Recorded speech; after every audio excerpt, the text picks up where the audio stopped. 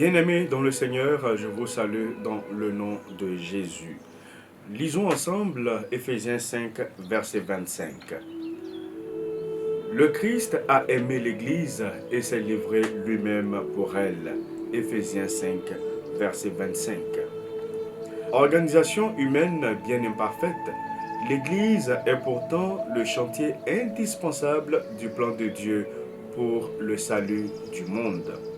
Considérée comme inutile ou violette par certains, elle rassemble pourtant chaque semaine des centaines de milliers de croyants à travers le monde dans un élan d'amour et d'adoration envers le Dieu qui donne la vie et l'espérance. L'Église est d'abord le rassemblement de ceux qui croient à l'amour de Dieu envers tous les hommes.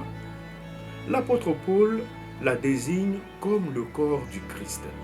Le Christ a aimé l'Église. Il a donné sa vie pour elle.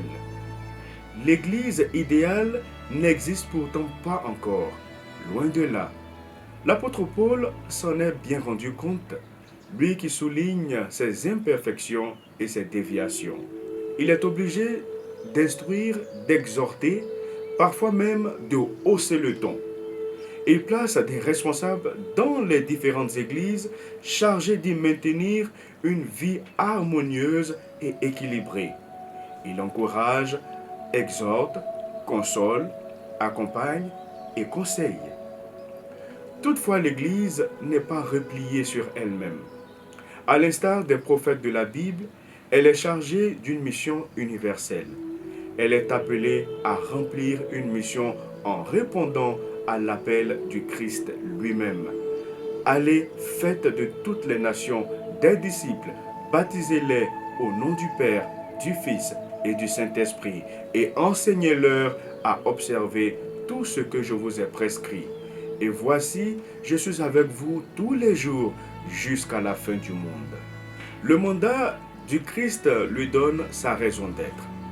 C'est là son témoignage dans un monde en perte d'espérance et désenchanté, où personne ne croit plus vraiment aux promesses de la science annonçant des lendemains qui chantent, où la richesse et l'opulence côtoient les facteurs sociaux. Voici le plan de Dieu pour chaque homme et chaque femme de bonne volonté. Car Dieu a tant aimé le monde qu'il a donné son Fils unique, afin que quiconque croit en lui ne périsse point, mais qu'il ait la vie éternelle. Que Dieu vous bénisse.